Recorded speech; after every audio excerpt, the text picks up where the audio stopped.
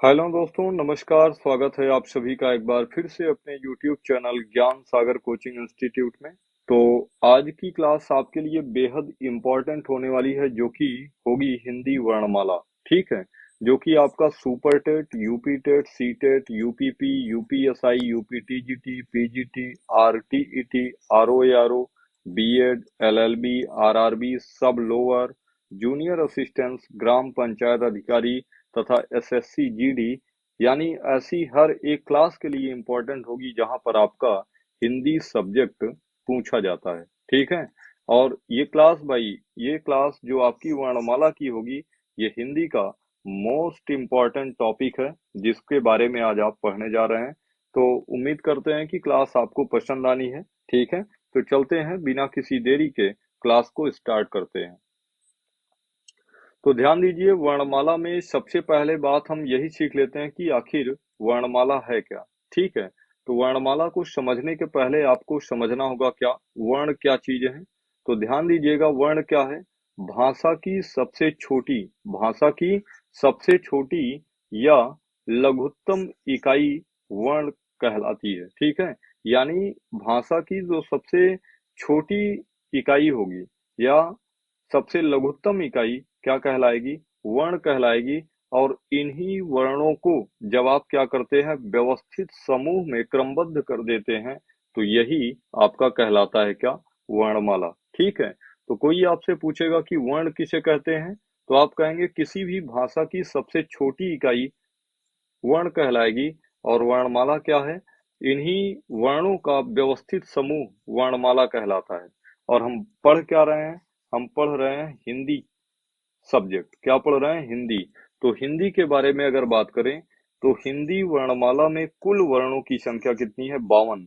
कई बार ये ध्यान दीजिए, जहां पर मैं सर्कल बना रहा हूं ना, वही आपके प्रश्न है, वही आपसे एग्जाम में पूछे जाने हैं, जिन्हें अध्ययन की सुविधा के लिए दो वर्गों, एक तो स्वर और दूसरा व्यंजन में वर्गीकृत किया गया है। हिंदी वर्णमाला में स्वर वे वर्ण कहलाते हैं जो स्वतंत्र हैं, निर्वाध हैं तथा निर्विघ्न है।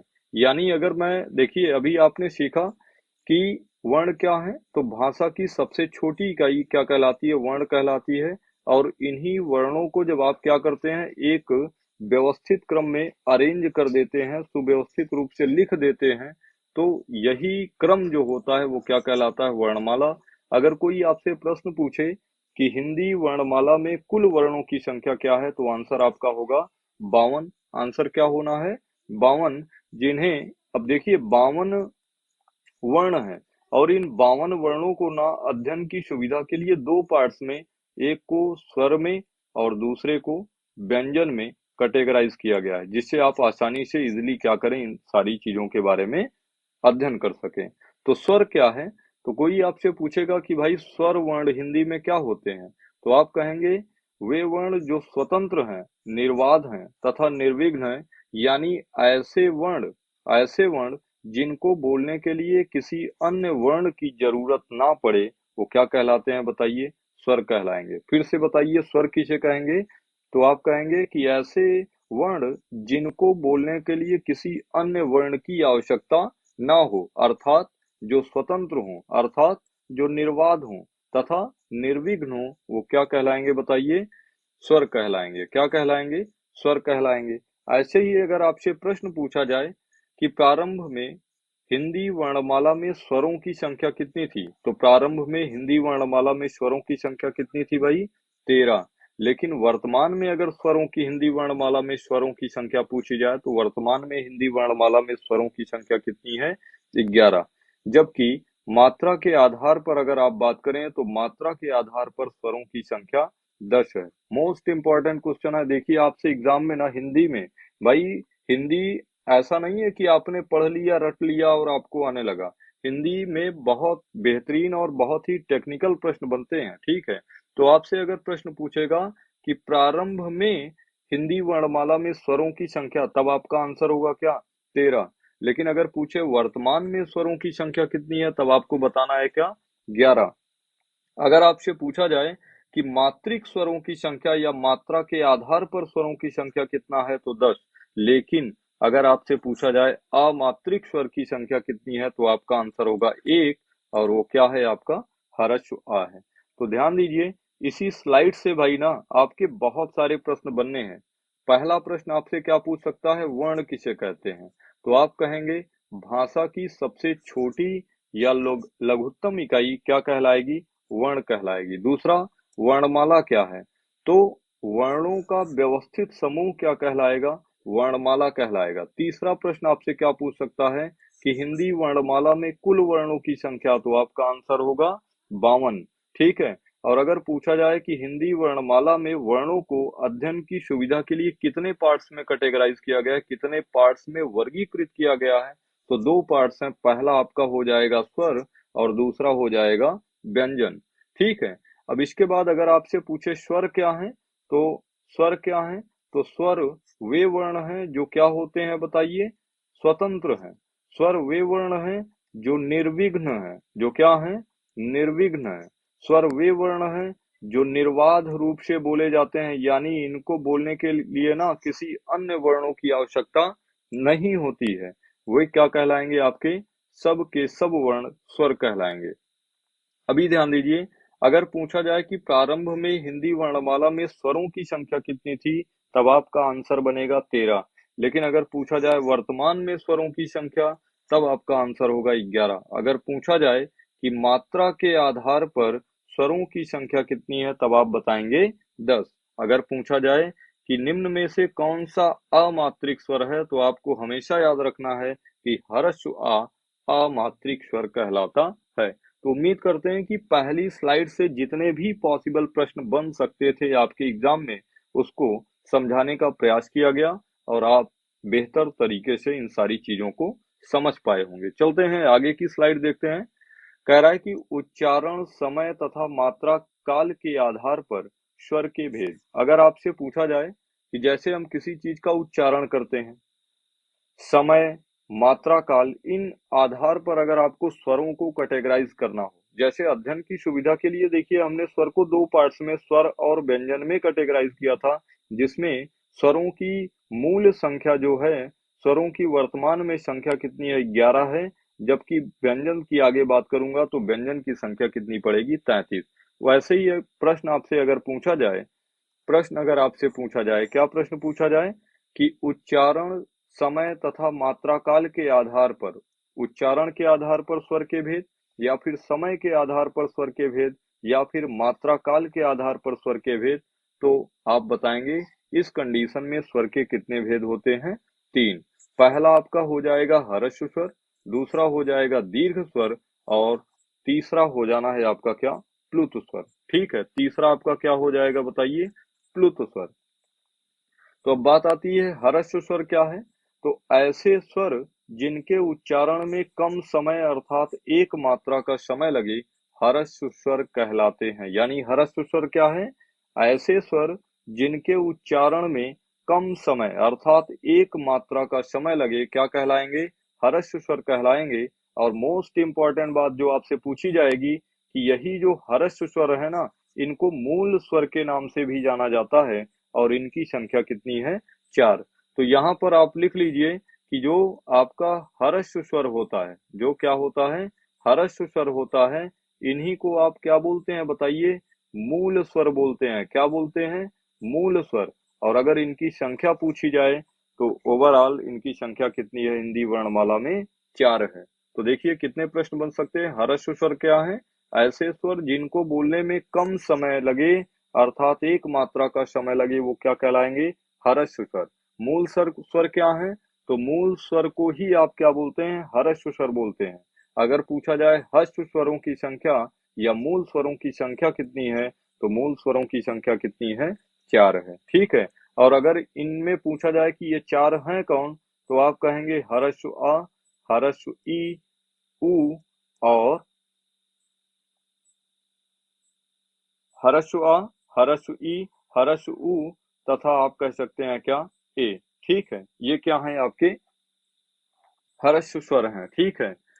चलिए अगर दीर्घ स्वर की बात की जाए, दीर्घ स्वर, तो दीर्घ स्वर क्या है? ऐसे स्वर जिनके उच्चारण में अधिक समय अर्थात दो मात्रा का समय लगे, यानी ऐसे स्वर जिनके उच्चारण में हर्ष स्वरों की अपेक्षा अधिक समय और दो मात्रा का समय लगे, वो क्या कहलाएंगे? आपके दीर्घ स्वर कहलाएंगे। अगर पूछा जाए कि दीर्घ स्वरों की संख्या कितनी है, तो दीर्घ स्वरों की संख्या कितनी हो जानी है? 7 हो जानी है। दीर्घ स्वर मूलतः दो प्रकार के होते हैं। दीर्घ स्वर मूलतः कितने प्रकार के होंगे? तो दो प्रकार के होंगे, ठीक है। दीर्घ स्वर मूलतः कितने प्रकार के होंगे? यहाँ पर ध्यान दीजिए, ह्रस्व स्वर में ना आप री को ऐड कर दीजिए। किसको? री को। यहाँ ए नहीं होगा, यहाँ पर ह्रस्व आ ई उ री कह दीजिए। री आपका ह्रस्व स्वर में आएगा, ठीक है। चलिए, अगर यहाँ पर ध्यान दीजिए, इसको एक बार फिर से पढ़ लेते हैं। दीर्घ स्वर क्या होते हैं? तो दीर्घ स्वर वे स्वर होते हैं जिनके उच्चारण में ह्रस्व स्वर की अपेक्षा अधिक समय तथा दो मात्रा का समय लगे, दीर्घ स्वर कहलाते हैं। दीर्घ स्वरों की संख्या 7 है। दीर्घ स्वर मूलतः दो प्रकार के होते हैं। एक तो होगा आपका मूल दीर्घ स्वर, जिनकी संख्या 3 है। जैसे ह्रस्व आ और ह्रस्व आ के योग से आपका दीर्घ आ बनता है। ह्रस्व ई और ह्रस्व ई के योग से आपका दीर्घ ई बनता है। ह्रस्व उ के योग से आपका दीर्घ उ बनेगा। अभी देखिए, इससे जितने भी इस टॉपिक से, इस स्लाइड से जितने भी प्रश्न बन सकते हैं ना, मैं सारे प्रश्नों को आपके सामने रखूंगा। तो वीडियो में भी थोड़ी सी लंबी हो जाएगी, लेकिन इस बात की गारंटी है कि भाई इस क्लास को देखने के बाद ना आपका एक भी प्रश्न आउट नहीं जाना है, ठीक है। सब का सब इसी क्लास से बनना है, ठीक है। दूसरे प्रकार की अगर मैं बात करूं, तो दूसरा प्रकार जो होगा वो संयुक्त दीर्घ स्वर होगा, जिनकी संख्या क्या होती है? 4। जैसे ह्रस्व आ और ह्रस्व ई मिलकर आपका बनता है ए, ठीक है। ह्रस्व आ और ए मिलकर आपका बनता है आई। ह्रस्व आ और उ मिलकर बनता है आपका ओ, और ह्रस्व आ और ओ मिलकर आपका बनता है औ, ठीक है। तो ए आई औ ओ औ, ठीक है। देखिए, इनको प्रोनाउंसिएट भी कैसे करेंगे ये भी आप ध्यान दीजिए। ए आई ओ औ, ठीक है। तो ये हो गया। और नेक्स्ट जो तीसरा प्रकार है स्वर का, वो होता है प्लुत स्वर। जैसे प्लुत स्वर को बोलने में ना सर्वाधिक समय लगता है, यानी ऐसे स्वर जिनको बोलने में सर्वाधिक समय लगता है, वो क्या कहलाते हैं? आपके प्लुत स्वर कहलाते हैं। जैसे आप बोलते हैं ओम ना, या फिर देखिए, जो नाटक के मंचन में नेपथ्य से पीछे की आवाज आती है, उन सारे स्वरों को बोलने में क्या किया जाता है बताइए? जैसे राम बोलता है कोई, तो आ को दीर्घ खींचा जाता है, राम ना। तो ये सारी चीजें, ये सारे स्वर जो होते हैं आपके क्या कहलाते हैं बताइए? प्लुत स्वर कहलाते हैं, ठीक है। यहाँ पर आप ये अवग्रह का साइन भी जानते होंगे, ये क्या है बताइए? ये भी आपका क्या है? प्लुत स्वर के ही अंतर्गत आता है, ठीक है। तो एक बार इस स्लाइड को फिर से रिवाइज कर देता हूं मैं कि कितने पॉसिबल प्रश्न हैं जो आपसे बन सकते हैं। सबसे पहला और मोस्ट इंपॉर्टेंट प्रश्न जो आपसे पूछेगा, और ध्यान दीजिएगा, ये प्रश्न ना कई बार रिपीटेड है, जो मैं आपसे कह रहा हूं कि बार बार पूछता है। पहला प्रश्न तो आपका हेडिंग से ही बन जाना है कि उच्चारण, समय तथा मात्रा काल के आधार पर स्वर के कितने भेद? तब उस टाइम पर आपको आंसर देना होगा 3 भेद होते हैं। अगर आपसे पूछेगा कि कौन कौन से, तब आपको बताना होगा ह्रस्व स्वर, दीर्घ स्वर और प्लुत स्वर, ठीक है। ह्रस्व स्वर क्या है? ऐसे स्वर जिनको बोलने में कम समय अर्थात एक मात्रा का समय लगे, ह्रस्व स्वर कहलाते हैं। अगर पूछे ह्रस्व स्वरों की संख्या कितनी है, तो ह्रस्व स्वरों की संख्या 4 है। ह्रस्व स्वर को और किस नाम से जानते हैं? तो ह्रस्व स्वर को आप मूल स्वर के भी नाम से जानते हैं। दूसरा प्रकार स्वर का जो दीर्घ स्वर है, दीर्घ स्वर आप किसे कहेंगे? तो दीर्घ स्वर वे स्वर होते हैं जिनके उच्चारण में अधिक समय अर्थात दो मात्रा का समय लगे, दीर्घ स्वर कहलाते हैं। अगर पूछा जाए दीर्घ स्वरों की संख्या, तो आप बताएंगे 7। दीर्घ स्वर मूलतः दो प्रकार के होते हैं। पहला मूल दीर्घ स्वर, और यहाँ से ये ना इंपॉर्टेंट पॉइंट्स हैं, ठीक है। आपके एग्जाम में ये प्रश्न ऐसे हैं कि गलत हो जाएंगे तो आपका सिलेक्शन रुकेगा, और सही हो जाएंगे तो आप हजारों की भीड़ में आगे हो जाने हैं। जैसे आपसे पूछ लेगा कि बताइए हर्ष आ प्लस आ, हर्ष आ के योग से कौन सा मूल दीर्घ स्वर बना है, तो आप कहेंगे दीर्घा। हर्ष आ ई प्लस हर्ष ई के योग से क्या बनेगा, तो आप कहेंगे दीर्घी। और हर्ष उ प्लस उ के योग से क्या बनेगा, तो आप कहेंगे दीर्घ उ। ठीक है, तो इस तरीके का प्रश्न आपका एग्जाम में बनता है। अभी हम बहुत सारे प्रश्नों को लेंगे जो प्रीवियस ईयर क्वेश्चन में पूछे गए हैं, और इस बात की गारंटी रहेगी कि एक भी प्रश्न चाहे वो थियरी से हो और चाहे प्रीवियस ईयर क्वेश्चन या फिर संभावित प्रश्न होंगे, सब के सब आपको ज्ञान सागर कोचिंग इंस्टीट्यूट के एजुकेशनल प्लेटफॉर्म पर कराया जाना है। ठीक है, और अगर आप यहाँ पर क्लासेस करते हैं तो फिर आपको और कहीं भी और कोई भी किसी भी प्रकार की क्लास लेने की जरूरत नहीं है। ठीक है, नेक्स्ट की अगर मैं बात करूं संयुक्त दीर्घ स्वर, तो संयुक्त दीर्घ स्वर जैसे हरस्व आ और ई के योग से आपका बनता है ए, हरस्व आ और ए के योग से आपका बनता है आई, हरस्व आ और ऊ के योग से आपका बनता है ओ, और हरस्व आ और ओ के योग से आपका बनता है औ।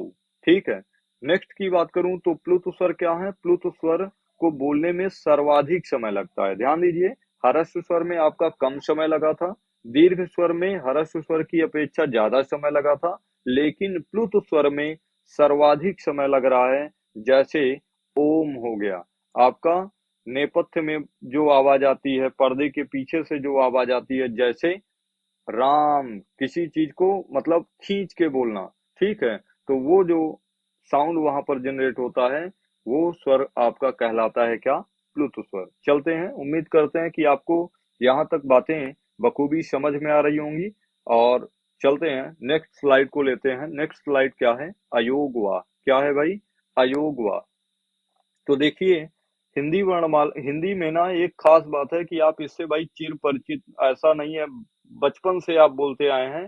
तो देखिए, योग मतलब आप जानते हैं क्या होता है, जोड़। अयोग मतलब जो जोड़ में हो ही ना। ठीक है, बात समझ पाए कि नहीं, तो थोड़ा सा आप सेंस यहां से भी लगा सकते हैं, अयोगवाह। ठीक है, अयोगवाह क्या है, तो ऐसे वर्ण जो वर्णमाला में तो हैं, सुनिए, ऐसे वर्ण जो वर्णमाला में तो हैं किंतु उनकी गणना वर्णमाला में ही ना की जाए, अयोगवाह वर्ण कहलाते हैं। फिर से बोलिए, ऐसे वर्ण जो वर्णमाला में तो हैं किंतु उनकी गणना वर्णमाला में ना की जाए, अयोगवाह वर्ण कहलाते हैं। और एक विद्वान है किशोरी दास वाजपेयी, इनके अनुसार ये स्वर नहीं है, यानी जो अयोगवाह है ना, ये ना तो स्वर है और ना ही व्यंजन है।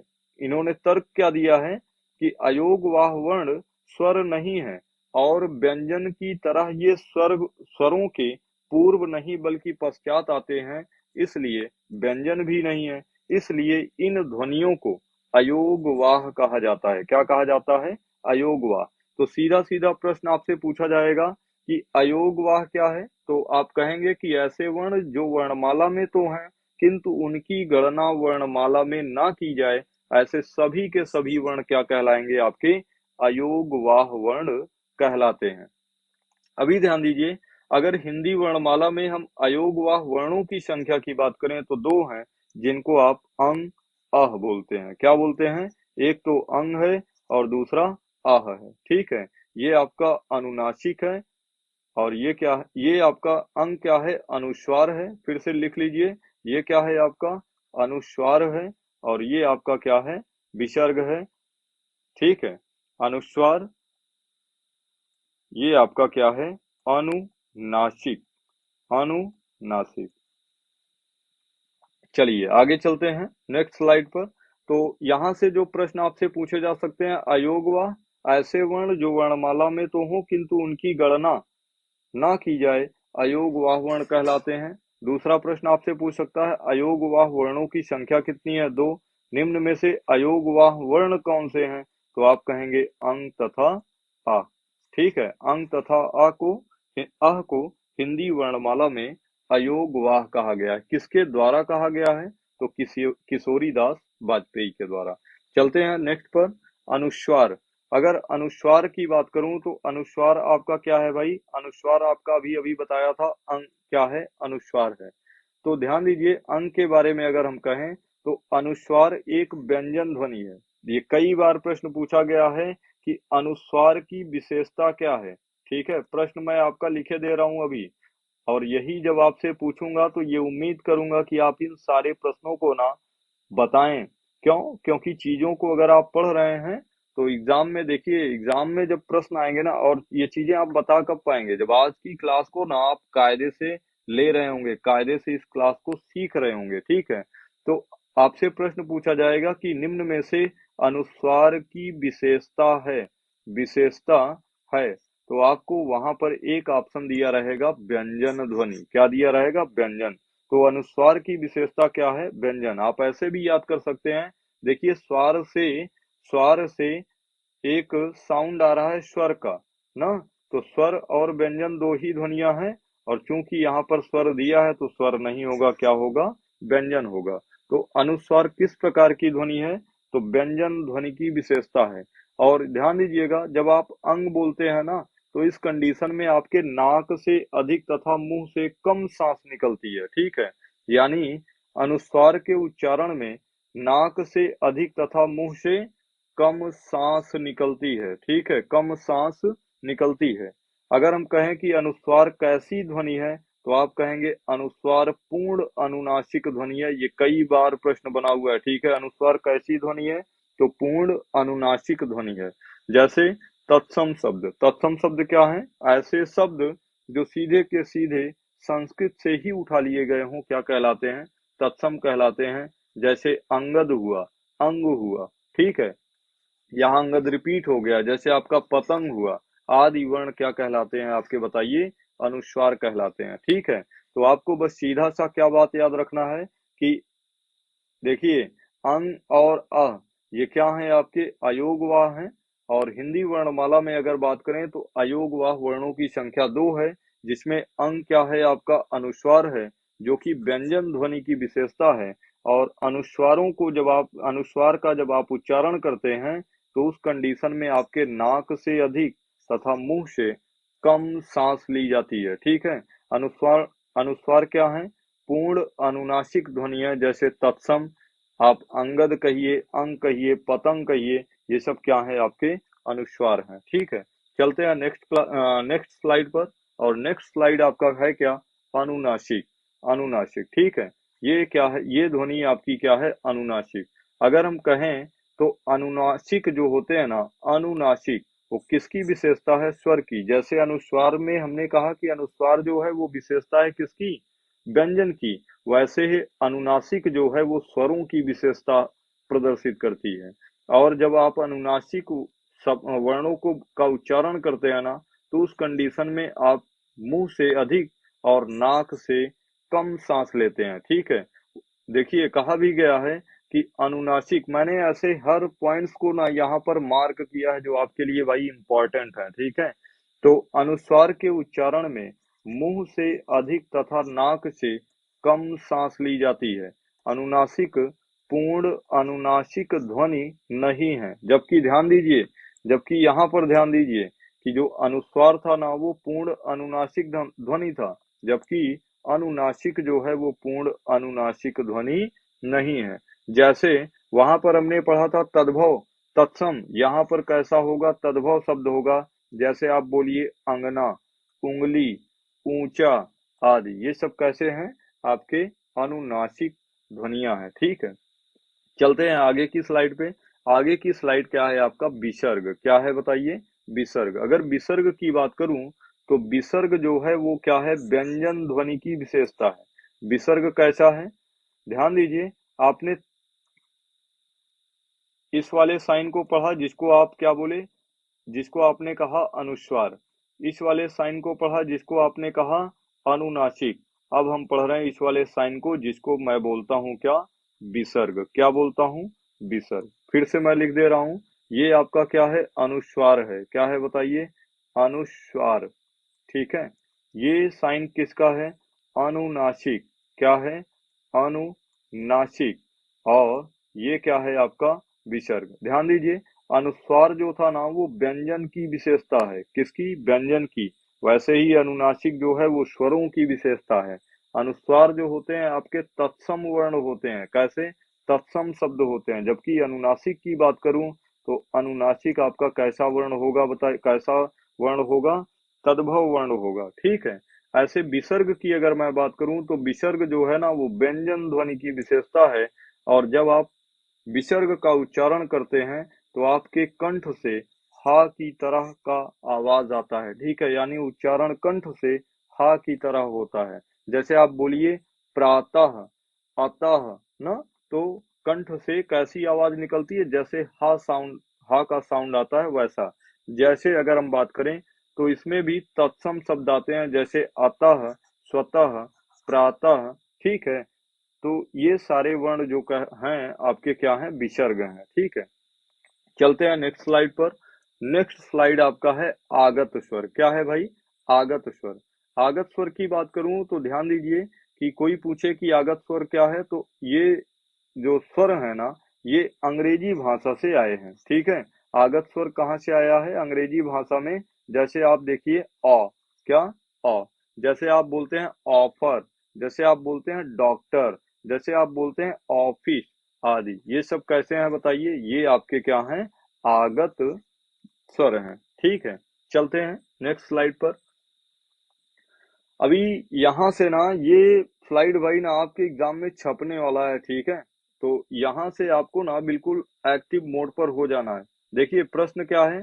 प्रश्न आपसे पूछेगा कि जिह्वा की स्थिति के आधार पर स्वर के भेद। जैसे मैंने वहां पर आपको बताया था उच्चारण, समय तथा मात्रा काल के आधार पर स्वर के भेद। यहाँ पर प्रश्न होगा क्या कि जिह्वा की स्थिति के आधार पर स्वर के भेद। तब भी वहां पर ध्यान दीजिए उच्चारण, समय तथा मात्रा काल के आधार पर स्वर के 3 भेद थे। लेकिन याद करिए वहां पर आपका ह्रस्व स्वर था, वहां पर आपका दीर्घ स्वर था, वहां पर आपका प्लुत स्वर था। यहाँ पर भी 3 भेद हैं। पहला है आपका अग्र स्वर, दूसरा है मध्य स्वर और तीसरा है पश्च स्वर। ठीक है, तो अग्र स्वर की अगर बात की जाए कि अग्र स्वर क्या है, तो जीभ का अगला भाग कार्य करता है। यानी ऐसे स्वर जिनको बोलने के लिए जीभ का अगला भाग कार्य करे वो क्या कहलाता है बताइए? अग्र स्वर कहलाता है। अगर पूछे आपसे कि अग्र स्वर हैं कौन से, तो आप कहेंगे ई, ई, ए, आई। ठीक है, ई, ई, ए, आई, ये क्या है? अग्र स्वर है। फिर से रिपीट कर लीजिए, जितनी बार आप बोलेंगे भाई क्लासेस को ना, जितनी बार आप चीजों को खुद से बोलेंगे उतना ही आपको याद होना है। और ध्यान दीजिए कि हिंदी हो गया आपका, संस्कृत हो गया, ये वाचन वाले सब्जेक्ट हैं। ठीक है, इनको आप जितना बोलेंगे, जितना पढ़ेंगे, जितना बोल बोल के पढ़ेंगे, ये आपको उतना याद होना है। और सुनिए, ये बहुत ही इंटरेस्टिंग सब्जेक्ट्स हैं। ठीक है, इनको मतलब आप सब्जेक्ट्स क्या कहेंगे भाई ना, ये मतलब आप इनको जीते हैं। क्या हिंदी है, इस बात को बताने की जरूरत नहीं है। हिंदी आपकी लाइफ है। बात समझ पाए कि नहीं? चलिए आगे देखिए। अगर आपसे कोई पूछे कि अग्रस्वर क्या है, तो अग्रस्वर आपका ई, ई, ए, आई। ठीक है, अगर मध्य स्वर की बात करें तो मध्य स्वर में जीभ का बीच वाला भाग कार्य करता है। जैसे आप बोलते हैं आ, ह्रस्व आ। ठीक है, और पश्च स्वर की अगर बात करूं तो पश्च स्वर में जीभ का पिछला भाग कार्य करता है। जैसे आ, उ, उ, ओ, औ। ठीक है, तो दीर्घ आ, ऑफिस वाला आ, उ, दीर्घ उ, ओ, औ, ये आपके क्या कहलाएंगे? पश्च स्वर। तो एक बार मेरे साथ बोलिए आप। अग्र स्वर ई, ई, ए, आई। मध्य स्वर ह्रस्व आ। पश्च स्वर आ, उ, ओ, औ। ठीक है, ये आपके क्या कहलाएंगे? पश्च स्वर कहलाएंगे। ठीक है, चलते हैं नेक्स्ट स्लाइड पर। और नेक्स्ट स्लाइड क्या है आपकी? कह रहा है कि मुख द्वार खोलने के आधार पर स्वर के कितने भेद। अब जैसे मुख द्वार खोलने के आधार पर देखिए, हमने 3 प्रकार से ना स्वरों को कैटेगराइज करने का प्रयास किया है आज। पहला, मात्रा काल, समय के आधार पर या उच्चारण के आधार पर स्वर के कितने भेद, तो आपने कहा स्वर के 3 भेद, ह्रस्व स्वर, दीर्घ स्वर, प्लुत स्वर। फिर इसके बाद हमने कहा फिर इसके बाद हमने कहा कि जिह्वा की स्थिति के आधार पर स्वर के भेद। तब भी आपने कहा 3 प्रकार के, अग्र स्वर, मध्य स्वर, पश्च स्वर। हमने कहा अग्र स्वर क्या? आपने कहा ई, ई, ए, आई। हमने कहा मध्य स्वर, आपने कहा ह्रस्व आ। हमने कहा स्पष्ट स्वर, आपने कहा दीर्घ आ, ऑफिस वाला आ, उ ऊ ओ औ। ठीक है। ऐसे ही अगर मैं आपसे बात करूं कि मुख द्वार खोलने के आधार पर स्वर के कितने भेद, तो भाई ध्यान दीजिए, मुख द्वार खोलने के आधार पर स्वर के कितने भेद? 4 भेद। और ये चारों भेद आपके लिए ना भाई मोस्ट इंपॉर्टेंट हैं, एग्जाम ओरिएंटेड प्रश्न है, बार बार परीक्षा में रिपीटेड प्रश्न है। और ध्यान दीजिए कि ये ना थोड़े से कंफ्यूजन क्रिएट करते हैं, इसलिए ना आपको जैसे गाने के लय को आप एक एक याद कर लेते हैं। जैसे कोई आप गाना गुनगुनाते हैं तो आपको म्यूजिक पता होती है भाई, आप ना अपने माइंड की एबिलिटी को समझिए, आप जितनी बार इन सारी चीजों को बोलेंगे ना उतना ही बेहतर आपको याद होना है। और इनको आपको ना याद ही करना है, ठीक है। इनका कोई कॉन्सेप्ट नहीं है, इनका कोई कॉन्सेप्ट नहीं है। आप जब एक बार दो बार तीन बार खुद से बोलेंगे ना तो आपका माइंड ना खुद ब खुद एक कॉन्सेप्ट जनरेट कर लेगा। जैसे आपसे पूछेगा कि मुख द्वार खोलने के आधार पर स्वर के भेद कितने हैं, तो आपको बताना है 4 भेद। अगर पूछे कौन कौन सा, तो पहला आप बताएंगे विपरीत, दूसरा अर्ध विपरीत, तीसरा समृत और चौथा अर्ध समृत। फिर से एक बार बोलिए, विपरीत, अर्ध विपरीत, समृत, अर्ध समृत। अगर कोई पूछे विपरीत क्या है, तो विपरीत क्या है? मुख द्वार का पूरा खुलना। जैसे आप बोलिए आ ना, तो मुख द्वार क्या होता है आपका? पूरा खुलता है। जैसे आप बोलिए अर्ध विपरीत, अर्ध विपरीत लग नहीं रहा है कि मुख द्वार का आधा खुलना, यानी ऐसे वर्ण, ऐसे स्वर वर्ण जिनको बोलने के लिए मुख द्वार क्या होता है आपका? मुख आधा खुलता है। जैसे आप बोलिए अ, ऑफिस वाला आ, बोलिए ऑफिस, तो आधा खुल रहा है। आई, औ ना, ये क्या है आपके मुख द्वार यहाँ पर आधे ही खुल रहे हैं। अगर समृद्ध की बात करूं, समृद्ध क्या है? तो मुख द्वार का लगभग बंद होना कहलाता है समृद्ध। तो ई उ ऊ, ठीक है, ई उ ऊ, इसमें इसको आप बोल के ना खुद से देखेंगे तो ऐसा लगेगा कि जैसे आपका मुख द्वार क्या हो रहा है? बंद हो रहा हो, ठीक है।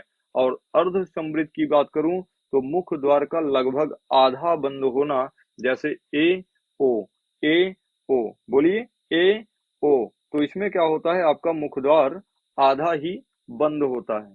तो चलिए एक बार फिर से इस स्लाइड को फिर से पढ़ लेते हैं, क्योंकि ध्यान दीजिए इस स्लाइड को मैं फिर से इसलिए पढ़ रहा ना कि ऐसा नहीं है कि मतलब बार बार पढ़ेंगे तो ज्यादा बेहतर रहेगा। ध्यान दीजिए, ये बार बार पढ़ेंगे तो ज्यादा बेहतर तो होगा, क्योंकि आपने एक बात सुनी होगी, करत करत अभ्यास ते जड़मति होय सुजान। ठीक है, रसरी आवत जात ते सिल पर पड़त निशान। तो जितना आप ना चीजों को मथेंगे भाई, तो निखरेगा कौन? आप ही तो निखरेंगे। तो एक बार दो बार तीन बार चार बार भाई ना पढ़ते रहिए, क्योंकि ये प्रश्न जो है ना, ये आपके एग्जाम में मैंने ऐसे ही नहीं कहा कि ये आपके लिए रामबाण साबित होंगे। भाई यही प्रश्न बार बार छपते हैं, ठीक है, और यही प्रश्न आप बार बार गलत करके भी आते हैं, ये भी सही है, ठीक है। चलिए आगे देखिए, अगर पूछा जाए विपरीत, तो विपरीत क्या है? मुख द्वार का पूरा खुलना कहलाता है विपरीत। जैसे आप बोलिए दीर्घ आ ना, अर्ध विपरीत मुख द्वार का आधा खुलना। जैसे हर्षव आ, ऑफिस वाला आ, ए, ए मतलब आई औ ना। ध्यान दीजिएगा, समृद्ध की बात करूं तो समृद्ध क्या है? मुख द्वार का लगभग बंद होना। जैसे ई उ ऊ। अर्ध समृद्ध की बात करूं तो अर्ध समृद्ध क्या है? मुख द्वार का लगभग आधा बंद होना। जैसे ओ, ए ओ, ये आपका अर्ध समृद्ध है। और ध्यान दीजिएगा, मोस्ट कंफ्यूजिंग वर्ड यही है कि ए ओ आपका अर्ध समृद्ध है। और ध्यान दीजिएगा, आई औ, आई औ, ये आपका क्या है? अर्ध विपरीत है। आई औ, अर्ध विपरीत। फिर से बोल लीजिए, आ आई औ, अर्ध विपरीत, ए ओ, अर्ध समृद्ध। ठीक है, तो चीजों को भाई ना आप कैसे याद करेंगे ये आपके ऊपर है, ठीक है। मैटर आपके सामने है, और कैसे याद किया जाए आसानी से, इन सारी चीजों पर भी डिस्कस किया जा रहा है। और ये एग्जाम ओरिएंटेड प्रश्न है, ठीक है। तो इनको आप चाहे जैसे याद करें, बस मेन मोटिव ये है कि जब आप एग्जाम के लिए जा रहे हो ना, तो ये सारी चीजें आपके माइंड पर सेट होनी चाहिए। तो मे भी यही लास्ट स्लाइड है। तो कल की क्लास में हम लोग फिर मिलेंगे और वर्णमाला के अगले पार्ट को कंटिन्यू करेंगे। तब तक के लिए इतना ही है। आप इतनी चीजों को ना याद करिए, क्योंकि कल की क्लास पहले मैं इन्हीं सारी चीजें जो आज आप पढ़े हैं इन्हीं से प्रश्न बनाऊंगा और उसके बाद आपसे पहले प्रश्न पूछूंगा, फिर आगे की क्लास पर चलूंगा। ठीक है, तो आज के लिए बस इतना ही। पढ़ते रहिए, मुस्कुराते रहिए, खुश रहिए और एग्जाम की तैयारी को पर डे बेहतर करते रहिए। तब तक के लिए जय हिंद, जय भारत। और एक छोटी सी रिक्वेस्ट भाई जो करना भूल गया, कि अगर आपको क्लासेस पसंद आई हो तो बिना कहे, बिना सुने, बिना समझे आप क्लास को पहला काम होगा कि लाइक करेंगे। और अगर बहुत ज्यादा पसंद आ गया, भाई इतना पसंद आ गया कि पूछिए मत, तो आप अपने प्रत्येक जो आपके इष्ट मित्र हैं, ठीक है, जिनका आप हित चाहते हैं या जो आपके बहुत ही क्लोज हैं, उनको आप ये क्लास शेयर करना ना भूलें। अब पुनः एक बार फिर से हंसिए, मुस्कुराइए और हेडेक फ्री होके भाई ना क्लासेस को एंजॉय करिए और मस्त रहिए। एग्जाम की तैयारी को पर डे एक नए मुकाम पर पहुंचाइए। तो जय हिंद, जय भारत।